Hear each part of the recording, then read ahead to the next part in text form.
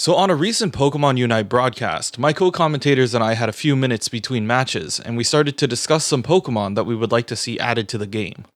I love this idea, and I was wondering what would Pokemon moves look like if they had the same abilities as other MOBAs? So instead of keeping all of these ideas to myself on a Word doc, I decided to make this into a new series onto my channel and bring these concepts to life. Hi everyone, I'm Kanashii, and welcome to the first episode of PokeConcepts for Pokemon Unite. So in writing this video, I realized that Pokemon Unite tends to release one Pokemon a month, which honestly is a good and steady rate if you ask me. But then they drop 2 at a time, and then 3 at a time.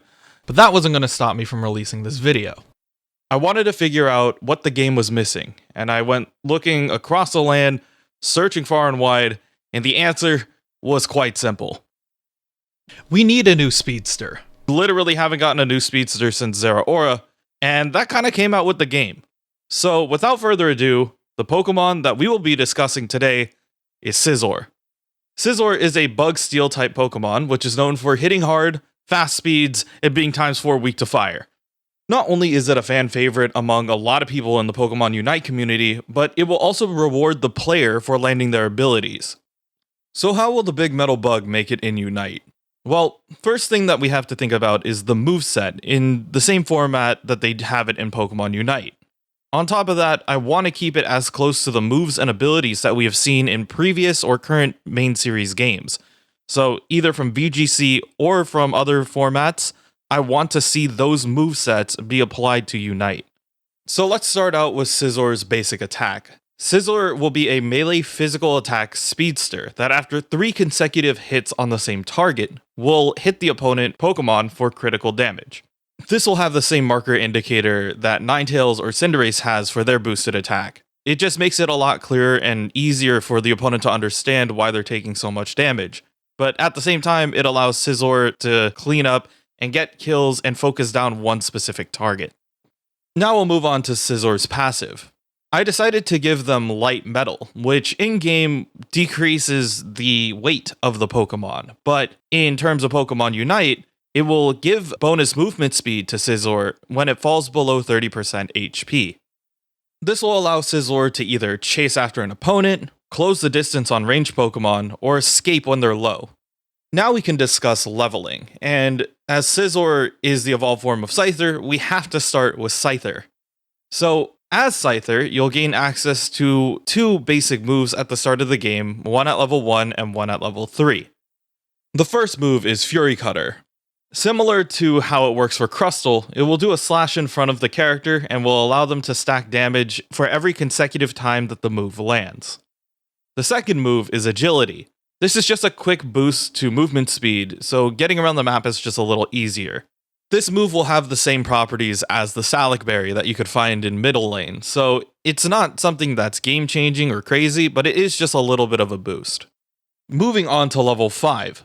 Scyther will now evolve into Scizor and replace Fury Cutter with one of these new abilities. Scizor will gain access to either Bullet Punch or Air Slash. Bullet Punch will be a punch, obviously, that allows Scizor to dash in a specific direction and through terrain. This hit will do massive damage and will help Scizor flank and finish kills. If the move connects on an enemy Pokemon, the cooldown for Bullet Punch will be halved. Air Slash would be the other skill option that throws 3 ranged slashes in front of Scizor in a cone that slows the opponent and deals minor damage. This move works in the same way as Fury Cutter, but is longer range and has a slowing effect to help Scizor catch up. Each slash landed on an opposing Pokemon will reduce the cooldown of this ability by 1 second. The main reason for giving Scizor these 2 different skills is to give the player options in terms of their playing style.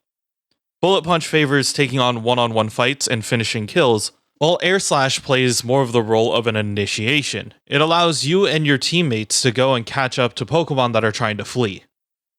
At level 7, Scizor will replace Agility with one of these 2 options. The first being Sword Stance. After a short animation, this move would increase the attack speed and damage for the next 3 basic attacks. This ability will also have the same property as Dragon Dance from Dragonite, where every auto attack will reduce the cooldown of this move by 1 second. This will give up the option for instant mobility for Scizor for the cost of dealing more damage. This ability can be stacked up to 3 times, which is the same as VGC when you finally max out your attack boosts. The second ability would be Tailwind. This would increase the movement speed similar to Agility, but with a longer duration. Tailwind also has the added ability to do a slight pushback on enemies that are currently chasing Scizor. The cooldown of this ability will be reduced by 1 second for each ability that lands on an opposing Pokemon. This would allow Scizor to chase and have a little bit more survivability when escaping. At level 9, Scizor will gain access to its Unite move, which I'm currently calling Bug Barrage. This will make Scizor unstoppable and activate a 5-second timer above Scizor. Scizor can select a Pokemon and a small AoE around them, and then teleport to them and throw 6 rapid-fire auto attacks at the target. If Scizor gets a KO off of this move, it resets the cooldown for Bug Barrage.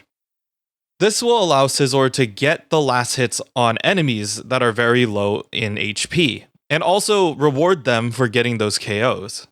As resetting the cooldown will also give them the ability to chain and get kills, it will force the opposing team to want to spread out rather than stay close together. It really does change the playstyle that you want to have when encountering a regular Scizor. So that will do it for the basic abilities, but I guess we should talk about what happens later down the line as well in terms of move upgrades. So at level 11, either Bullet Punch or Air Slash will be the first one to be upgraded.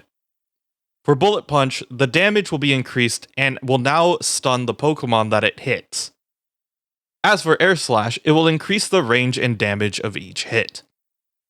Lastly, at level 13, either Sword Stance or Tailwind will be upgraded. Sword Stance will increase the number of attacks used to 6, and Tailwind will increase the duration to 7 seconds. On top of the individual changes, both abilities will give Scizor a shield which is equal to a small percentage of its maximum HP. With this amount of damage, it's only fair that Scizor will be a fragile Pokemon. Giving it this glass cannon type property is very much in the style of its stats in terms of VGC. It has a high speed and high attack damage, but lacks survivability. It has a great potential for damage in and out of team fights, but if it gets focused, Scizor will be gone pretty quickly.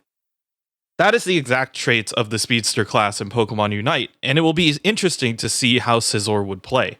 So what do you think about this full concept for Scizor? Do you think he's too strong, too weak? Would you rather have seen me do Kleavor instead? Let me know in the comment section below, or if you want to talk to me about it live, I'm live every Monday, Thursday, and Friday over on my Twitch channel. If you happen to be catching this video the week of release, I will be doing a Pokemon Unite subathon at the end of the week with a little bit of a twist. Make sure to tune in and find out. If you have any cool suggestions for future Pokemon you would like to add to Unite, feel free to tweet at me. If it's a really cool or interesting concept, maybe yours will be the next video. I hope you enjoyed this character concept for Scizor. If you really enjoyed the content that I put out here, feel free to like the video and subscribe to the channel. I hope that this becomes more of a bi-weekly thing where we could start creating more Pokemon and maybe even hit the nail on the head and see if we could predict a future Pokemon. Once again, I'm Kanashii, thank you for watching the video, and I hope to see you on the next episode of PokeConcepts for Pokemon Unite.